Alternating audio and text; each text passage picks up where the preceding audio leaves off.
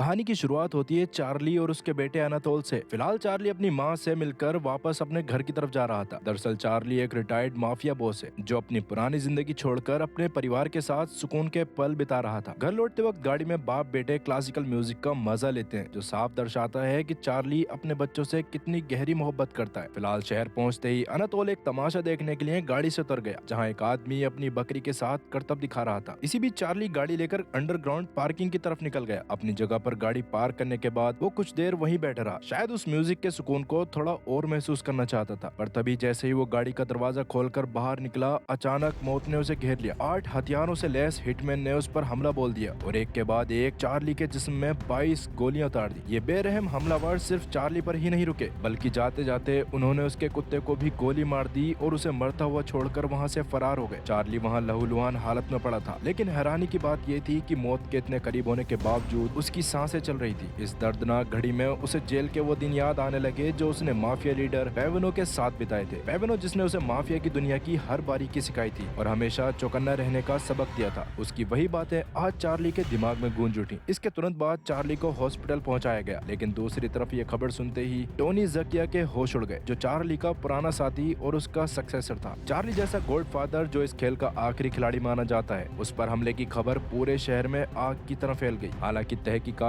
अभी शुरू ही हुई थी कि डिटेक्टिव मैरी गोल्डमैन उस खूनी मंजर का जायजा लेने के लिए क्राइम सीन पर पहुंच गई। इधर हॉस्पिटल में जब सर्जन चार्ली के जिस्म से वो गोलियां निकालने की जद्दोजहद कर रहे थे, तब बेहोशी की हालत में चार्ली की आंखों के सामने गुजरा हुआ वक्त घूमने लगा। उसे याद आता है कि कैसे उसके दुश्मन हर्नांडेज ने पेवेनो का कत्ल कर दिया था, और हद तो तब हो गई जब वो कातिल खुद पेवेनो के जनाजे में भी शामिल हुआ। उस वक्त जवान चार्ली ने अपने दोस्तों टोनी और ओरेलियो के साथ मिलकर हर्नांडेज से बदला लेने की ठान ली थी। उस दौरान चार्ली ने हर्नांडेज पर निशाना साधा और टोनी की रफ्तार का साथ पाकर उस पर गोलियों की बरसात कर दी, जब तक कि उसकी जान नहीं निकल गई। अगली सुबह चार्ली की दूसरी बीवी और उसकी बेटी ईवा हॉस्पिटल पहुंचती हैं, जहां चार्ली मौत को मात देकर धीरे धीरे ठीक हो रहा था। इसी बीच डिटेक्टिव मैरी गोल्डमैन इस केस को लेकर अपने चीफ से मिलने जाती है, लेकिन चीफ का नजरिया बिल्कुल अलग था। उसे लग रहा था कि चार्ली एक गैंगस्टर है, इसलिए इस इन्वेस्टिगेशन में इतनी जल्दी दिखाने की कोई जरूरत नहीं। हालांकि मैरी अपने उसूलों की पक्की थी और वो हर पूरा करना चाहती थी। आखिरकार चीफ मान तो जाता है, पर वो मैरी के जाते जाते उससे कहता है कि चार्ली जैसे लोग कभी मुंह नहीं खोलते। मैरी अपने साथी ऑफिसर के साथ चार्ली से मिलने हॉस्पिटल के कमरे में पहुंचती है, लेकिन सवालों के बदले उसे सिर्फ चार्ली की खामोश और गहरी निगाहें मिलती हैं। मैरी उसे समझाने की कोशिश करती है कि हमलावर अपना पूरा काम करने वापस जरूर आएंगे, इसलिए बेहतर होगा कि वो पुलिस की मदद करे। पर तभी चार्ली उसे अपने करीब बुलाता है और बड़ी खामोशी से मदद करने से इनकार कर देता है। इससे पहले की बात आगे बढ़ती है, चार्ली का लॉयर बीच में आकर उन्हें वहां से जाने के लिए राजी कर लेता है। उनके जाते ही चार्ली के 2 पुराने वफादार साथी कमरे में दाखिल होते हैं। कहानी का रुख फिर मैरी की तरफ मुड़ता है, जो घर पर अपने बेटे के साथ है। उसका बेटा मासूमियत से अपने पिता की मौत के बारे में सवाल करता है, जो खुद एक पुलिस ऑफिसर थे। अपने बेटे के इन सवालों ने मैरी को अंदर तक झंझोर कर रख दिया, लेकिन अपनी आंखों से बहते आंसुओं को छुपाते हुए वो उसे भरोसा दिलाती है कि उसके पापा एक बेहतर जगह पर हैं और वहीं से उनका ख्याल रख रहे हैं। वहीं दूसरी तरफ हॉस्पिटल के बाहर एक अलग ही तनाव देखने को मिलता है। चार्ली का लॉयर मार्टिन और उसका पुराना साथी करीम इस बात पर भिड़ जाते हैं कि आगे क्या किया जाए। करीम तुरंत हमला करने के पक्ष में था, मगर मार्टिन उसे याद दिलाता है कि अभी तक उन्हें ये नहीं पता कि दुश्मन आखिर है कौन। फिलहाल करीम हार मान लेता है, लेकिन वो मार्टिन को सख्त हिदायत देता है कि वो एक पल के लिए भी चार्ली का साथ न छोड़े। इसी बीच दुश्मन अपनी अगली चाल चलता है। एक किलर डॉक्टर का भेष धरकर हॉस्पिटल के अंदर घुस आया और बिना देर किए चार्ली के कमरे में गोलियां बरसाना शुरू कर देता है। लेकिन किस्मत चार्ली के साथ थी। उसकी वफादार साथी पैट ने पहले ही चार्ली को दूसरे कमरे में शिफ्ट कर दिया था,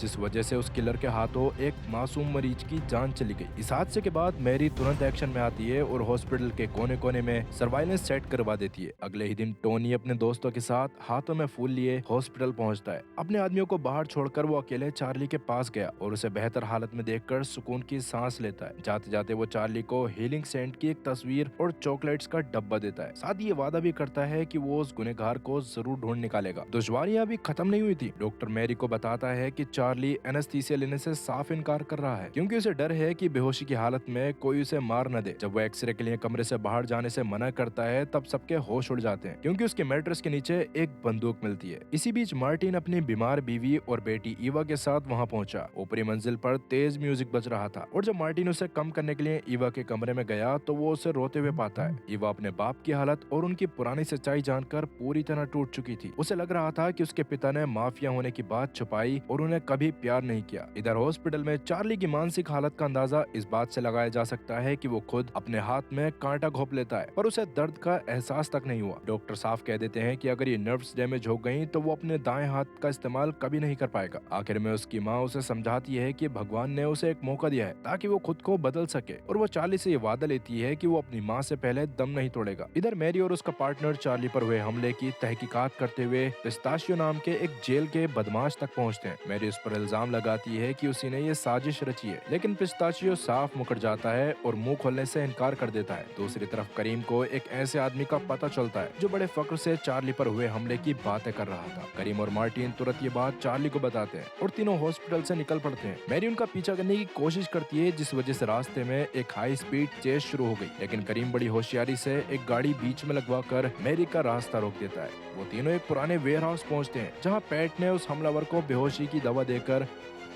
उसके पैरों को कंक्रीट में जकड़ा दिया था। इस आदमी का नाम फेडरिक था। चार्ली उससे वादा करता है कि अगर उसने सच उगल दिया तो वो उसे नुकसान नहीं पहुंचाएगा। नशे की हालत में फेडरिक वो सच उगल देता है, जिसे सुनकर चार्ली के होश उड़ गए। फेडरिक दरअसल टोनी का ही आदमी था। वो बताता है कि इस पूरे खेल के पीछे टोनी और पिस्ताशियो का हाथ है और उनके साथ साथ और लोग शामिल हैं। चार्ली को समझ नहीं आता कि टोनी ने ऐसा क्यों किया। अब खुलासा होता है कि जब चार्ली ने अपना बिजनेस टोनी को बेचा तो टोनी को लगा कि चार्ली का दबदबा उसके लिए खतरा बन सकता है, इसलिए उसने डर के मारे पहले हमला करना बेहतर समझा। ये सुनकर चार्ली गुस्से से भर उठा, लेकिन अपने पुराने यार टोनी के खिलाफ जंग शुरू करने की हिम्मत वो अभी नहीं जुटा पाता। वो करीम को रोक देता है और फेडरिक को घर जाने का हुक्म देता है, जिसके बाद चार्ली अपने घर लौटा जहाँ वो अपनी बीवी और बच्चों से मिलता है। इस पुरसुकून सीन को मैरी दूर से ही देख रही थी, लेकिन वो बीच में दखल नहीं देती। लेकिन सुकून ज्यादा देर नहीं टिका। करीम जैसे ही अपने परिवार के साथ खाना खाकर बाहर निकलता है, एक काली वैन में सवार लोग उसे किडनैप कर लेते हैं। वहीं फेडरिक, जिसे चार्ली ने बख्श दिया था, उसने सब उगल दिया था। वो लोग करीम को बुरी तरह पीटते हैं और आखिर में फेडरिक ही उसे गोली मारकर खत्म कर देता है, ये कहकर कि ये टोनी का मैसेज है। अगले दिन चार्ली की बीवी को एक पार्सल मिला जिसमें करीम के जिस्म का एक कटा हुआ हिस्सा था। फिलहाल करीम के जनाजे पर हर तरफ दुख और आंसुओं का माहौल होता है, खास करके करीम के पिता को देखकर चार्ली का दिल दहल गया। वहीं दूसरी तरफ टोनी के गुंडे इस जीत का जश्न मना रहे थे। उन्हीं में से एक पास्कल टोनी के हकलाने का मजाक उड़ा रहा होता है। तभी अचानक मौत बनकर चार्ली वहाँ दाखिल हुआ, एक हाथ में राइफल और दूसरे में लाइव ग्रेनेड लिए। वो सबकी बोलती बंद कर देता है। वो उन्हें जान से तो नहीं मारता, लेकिन उनके सारे हथियार एक टैंक में फेंकवा कर उन्हें एक खौफनाक चेतावनी देता है। वो कहता है कि वो उन्हें अभी नहीं मारेगा, बल्कि चाहता है कि वो दिन के 24 घंटे और हफ्ते के 7 दिन मौत के साए में जिए, क्योंकि वो कभी भी और कहीं भी उनके सामने आ खड़ा होगा। उस दौरान चार्ली को अपने शूटर्स में से एक की पहचान हो जाती है, जिसका नाम था बास्टियन। वो उसे साफ कह देता है कि मौत की इस लिस्ट में पहला नंबर उसी का है, और बिना देर किए वो निशाना लगाते हुए बेस्टियन को खत्म कर देता है। तकरीबन 6 महीने गुजर चुके थे और ईवा अब इस तरह चुप चुप कर जीने से तंग आ चुकी थी। वो अपनी बीमार माँ के पास वापस लौटना चाहती है। पैट उसे दुश्मनों के खौफनाक इरादों की याद दिलाती है, लेकिन अपनी दादी के आते ही ईवा का गुस्सा ठंडा हो गया। इसी बीच जब चार्ली वहाँ पहुंचा तो बेस्टियन का एक पुराना साथी उसकी कब्र पर फूल चढ़ाने आता है और पुरानी यादों को ताजा करता है। तब चार्ली बिना कोई रहम दिखाए उसे मौत के घाट उतार देता है। हालांकि वो शख्स मिन्नतें करता रहा कि वो सिर्फ ऑर्डर्स को फॉलो कर रहा था। फिलहाल कुछ दिन और बीतते हैं और मैरी टोनी से मिलने पहुंचती है, पर उसे खबर तक नहीं होती कि बाहर एक आदमी ने उसकी गाड़ी के नीचे ट्रैकर लगा दिया था। जब मैरी अपने आदमियों की मौत पर सवाल करती है तो टोनी का शक चार्ली पर जाता है, लेकिन वो झूठ बोल देता है कि चार्ली हमेशा से उससे जलता रहा है। टोनी बड़े शाने ढंग से मैरी को दोस्ती का ऑफर देता है और यहाँ तक कह देता है कि उसे मैरी के बेटे के बारे में सब पता है, पर मैरी एक मुजरिम से हाथ मिलाने से साफ इनकार कर देती है। इसका नतीजा ये निकला कि टोनी के गुंडे मार्टिन के फ्लैट में घुसकर तोड़फोड़ करते हैं और एक धमाका करके सब तबाह कर देते हैं। फिलहाल मार्टिन जब घर लौटता है तो मंजर देखकर उसके होश उड़ गए और वो वहाँ से भागने की कोशिश करने लगा, पर टोनी के गुंडे उसका पीछा नहीं छोड़ते। मार्टिन घबराहट में सीधा चार्ली के सी साइड वाले घर पहुंच गया। चार्ली ने उसे बताया कि उसका पीछा किया जा रहा है, लेकिन मार्टिन को लगा कि वो सेफ है। मार्टिन बताता है कि कैसे टोनी उनके हर बिजनेस और ठिकाने को निशाना बना रहा है। तभी चार्ली को एहसास हुआ कि दुश्मन उनके दरवाजे तक पहुंच चुके हैं। तब चार्ली तुरंत मार्टिन को एक गन थमाकर स्पीड बोट की तरफ भागने को कहता है और इसी बीच चार्ली और उन गुंडों के बीच एक भयानक शूट आउट शुरू हो गया। मार्टिन बोट तक तो पहुंच जाता है, मगर टोनी के शिकारी कुत्ते उसे घेर लेते हैं। दूसरी तरफ वो लोग चार्ली के घर को तहस नहस कर रहे थे, लेकिन चार्ली बड़ी होशियारी से मोटरसाइकिल पर निकल भागा। एक हाई स्पीड चेस शुरू हुई जहां पीछे से गुंडे लगातार गोलियां बरसा रहे थे। शहर की सड़कों पर भागते हुए चार्ली एक मास्टर प्लान बनाता है। वो जानबूझकर अपनी बाइक एक पुलिस कार से भिड़ा देता है। नतीजा ये निकला कि पुलिस चारों तरफ से उसे घेर लेती है और इस तरह वो दुश्मनों के हाथों मरने से बाल बाल बचा।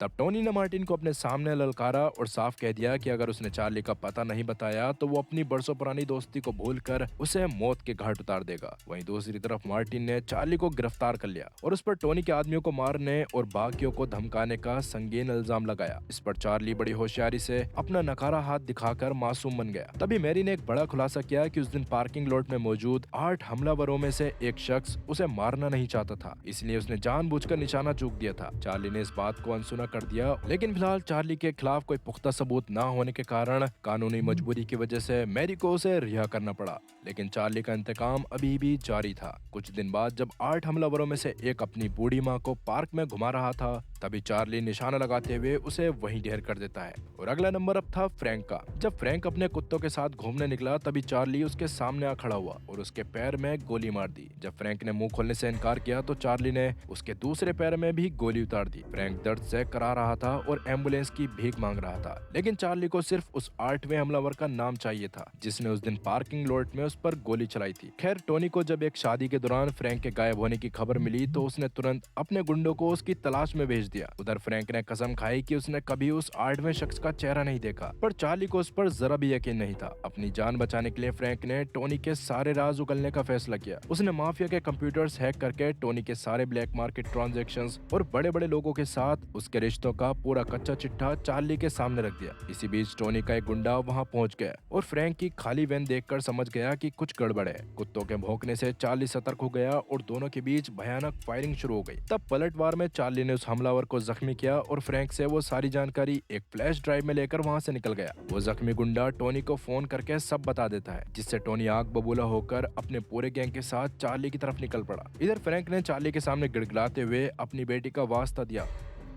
और एक खिलौना दिखाया जो उसने अपनी बेटी के लिए लिया था। लेकिन चार्ली ने जब उसे खोला तो अंदर से दवाइयां निकली। तब एक बार फिर से फ्रैंक ने उससे माफी मांगी और चार्ली ने उसे माफी तो दी, लेकिन 2 गोलियों के साथ, जिससे फ्रैंक की कहानी हमेशा के लिए वहीं खत्म हो गई। फिलहाल जब टोनी वहां पहुंचा और देखा कि चार्ली फिर उसके हाथ से निकल गया तो उसने गुस्से में अपने गुंडों को हुक्म दिया कि चार्ली के पूरी परिवार को मिटा दिया जाए। इसी दौरान वो दूल्हा, जो टोनी का ही एक खास आदमी था, शादी से लौटते वक्त रास्ते में खड़ी गाड़ी को देखकर उतरता है और जब वो उसे देखने गया तो उसमें बैठे शख्स ने उसके 2 गोलियां मार दी, जिससे वो वहीं ढेर हो गया। इधर मैरी को जब उस क्राइम सीन से वो गन मिलती है तो उस पर चार्ली के फिंगरप्रिंट्स मिलते हैं, जो अब उसके खिलाफ सबसे बड़ा सबूत था। जबकि दूसरी तरफ चार्ली एक ऐसी जगह मार्टिन से मिलता है जहां चारों तरफ पुलिस थी। उसे पता था कि टोनी उसे फंसाने की साजिश कर रहा है ताकि पुलिस का पूरा ध्यान उस पर रहे। चार्ली ने वो फ्लैश ड्राइव मार्टिन को थमा दी और हिदायत दी कि इसकी कॉपी करके एक हिस्सा ओरेलियो तक पहुंचा दिया जाए। इधर पुलिस स्टेशन में मैरी और उसके कैप्टन के बीच थी कि बहस छिड़ गई। मैरी को शक था कि इन सब के पीछे शायद चार्ली का हाथ नहीं है, लेकिन कैप्टन को सिर्फ चार्ली की गिरफ्तारी चाहिए और वो मैरी को वारंट तैयार करने का हुक्म देता है। मैरी जानती थी कि चार्ली अपने बेटे अनातोल से कितनी मोहब्बत करता है, इसलिए वो अकेले अपनी गाड़ी में बैठकर इंतजार करती है। उसे पूरे यकीन है कि अगर वो अनातोल तक पहुंच गई तो चार्ली खुद ब खुद मिल जाएगा। खैर, अगले दिन पैट स्कूल से अनातोल को लेने पहुंचती है, ये जानते हुए भी कि मैरी और उसका साथी उनका पीछा कर रहे हैं। पैट रास्ते से ईवा को भी पिक करती है, लेकिन अचानक एक लाल रंग की गाड़ी उनका रास्ता रोक लेती है। इससे पहले कि कोई कुछ समझ पाता, एक वैन वहां आकर रुकी, जिसमें से कुछ हमलावर अंधाधुंध फायरिंग करके पैट को मौत के घाट उतार देते हैं। मैरी और उसका पार्टनर उनका मुकाबला करने की कोशिश तो करते हैं, मगर दुश्मनों के हथियार ज्यादा ताकतवर निकलते हैं और वो लोग अनातोल और ईवा को किडनैप करके फरार हो गए। कुछ घंटों बाद पुलिस ईवा को तो सही सलामत छुड़ा लेती है, मगर अनातोल अभी भी उनके कब्जे में था। दुश्मनों ने साफ कर दिया था कि अगर चार्ली ने सरेंडर नहीं किया तो वो अनातोल को मार डालेंगे। खैर, जब मैरी अपनी गाड़ी के पास पहुंची तो वहां चार्ली पहले से मौजूद था। वो मैरी को एक कड़वा सच बताता है कि उसके पति का कातिल कोई और नहीं बल्कि टोनी है। तब वो मैरी के सामने एक शर्त रखता है, अगर वो अनातोल को बचाना चाहती है तो उसे दुनिया के सामने ये झूठ बोलना होगा कि चार्ली पकड़ा गया है, ताकि टोनी सतर्क न रहे और चार्ली को अनातोल तक पहुंचने का मौका मिल जाए। मैरी पहले तो हिचकिचाती है, मगर चार्ली का अपने बेटे के लिए ये जुनून देखकर वो राजी हो गई। उधर टोनी को जब अनातोल के पकड़े जाने की खबर मिलती है तो वो अपने गुंडों को उस पर नजर रखने को कहता है। हालांकि टोनी का एक आदमी मानता है कि वो लोग हद पार कर रहे हैं, मगर टोनी के सर पर खून सवार था और वो ऑरेलियो को भी खत्म करने का ऑर्डर दे देता है। लेकिन उसी दौरान चार्ली टोनी के ठिकाने से पास्कल को निकलते हुए देख लेता है और उसका पीछा करते हुए एक सुनसान बिल्डिंग तक जा पहुंचा। अपने बेटे को बचाने की तड़प में चार्ली कंटीली तारों को पार करता है और जख्मी होने के बावजूद अंदर दाखिल हो गया। वहीं अंदर पास्कल अपने एक आदमी को अनातोल को मारने का हुक्म देता है, मगर वो आदमी इतने मासूम बच्चे पर हाथ उठाने से इनकार कर देता है। पास्कल उसे जान से मारने की भी धमकी देने लगा, लेकिन वो आदमी मौका देखते ही उल्टा पास्कल के सर पर फावड़ा मारकर उसे बेहोश कर देता है और अनातोल को बचाने की कोशिश करने लगता है। लेकिन इतने में ही पास्कल को होश आ गया और उसने उस आदमी पर पीछे से हमला करके उसे मार डाला, जिसके बाद पास्कल अनातोल को अपनी गाड़ी में बिठाकर वहां से भागने लगा। लेकिन इतने में ही चार्ली उसकी गाड़ी पर छलांग लगा देता है, जिससे गाड़ी का एक्सीडेंट हो गया। पास्कल बाहर निकलकर चाकू से चार्ली के उसी कमजोर दाएं हाथ पर वार करने लगता है, मगर चार्ली अपनी पूरी ताकत समेटकर उसे धूल चटा देता है और उसका गला तोड़कर उसे खत्म कर देता है, जिसके बाद बाप बेटे एक दूसरे को गले लगाकर रोने लगे। दूसरी तरफ टोनी के गुंडों ने ओरेलियो पर हमला कर दिया था, जिसमें टोनी के काफी सारे गुंडे मारे गए, लेकिन इसमें ओरेलियो भी काफी घायल हो गया था। ओरेलियो की हालत काफी नाजुक थी, पर उस दौरान डिटेक्टिव को उसकी जैकेट से एक फ्लैश ड्राइव मिली। इधर टोनी अब अकेला पड़ गया था और मौत का डर उसे सताने लगा था, इसलिए वो सोकर उठने के बाद अपने परिवार को ढूंढने निकलता है, मगर वहाँ चार्ली पहले से उसका इंतजार कर रहा था। दोनों के बीच बरसों की दुश्मनी और उनके चुने हुए रास्तों को लेकर बहस होती है। टोनी गुस्से में था कि चार्ली ने एक पुरसुकून जिंदगी के लिए सब कुछ क्यों छोड़ दिया, जैसे कि वो उन सबसे ऊपर हो।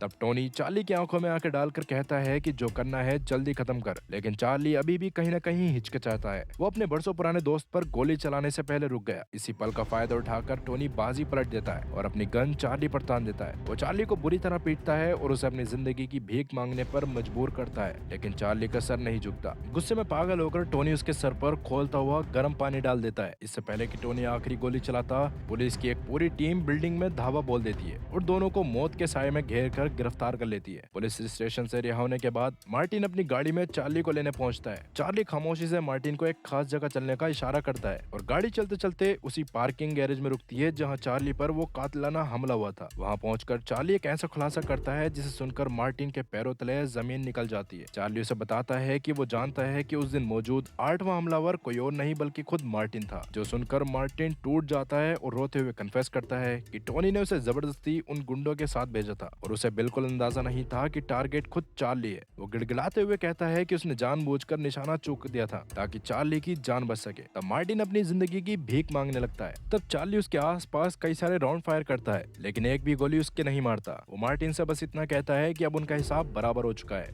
चार्ली मैट ने अपने हर एक गुनहगार से अपना हिसाब बराबर किया और आखिर में सारी दुश्मनी और खून खराबे को पीछे छोड़कर अपने परिवार के साथ समुद्र किनारे सुकून की सांस ली। अपने वफादार दोस्तों को खोने के बाद चार्ली के लिए उसकी असली जीत वही थी, अपने बच्चों को खुशी खुशी अपनी आंखों के सामने खेलते हुए देखना, जिसके साथ ही ये कहानी खत्म होती है। लेकिन अब मिलते हैं एक ऐसे ही खतरनाक पुराने सैनिक से जिसे दुनिया जॉन रैम्बो के नाम से जानती है। रैम्बो ने जंग के मैदान से थककर एरिजोना के जंगल में सुकून ढूंढा था, जहां वो अपनी बेटी गैब्रिएला के साथ एक नई जिंदगी जी रहा था। पर उसे क्या मालूम था कि एक बेटी का अपने पिता से मिलने की जिद उसे मैक्सिको के एक ऐसे दलदल में ले जाएगी जहां से लौटना नामुमकिन है। जब प्रोस्टिट्यूशन माफिया की नजर मासूम गैब्रिएला पर पड़ती है तो एक बार फिर रैम्बो को अपना पुराना चाकू उठाना पड़ता है। क्या रैम्बो अपनी बेटी को सही सलामत वापस ला पाएगा या फिर ये उसकी आखिरी जंग बन जाएगी? पूरी कहानी देखने के लिए स्क्रीन पर दिख रही राइट साइड वाली वीडियो पर क्लिक करें, या फिर कुछ नया देखना है तो लेफ्ट साइड वाली पर क्लिक करें। तब तक के लिए गुड बाय।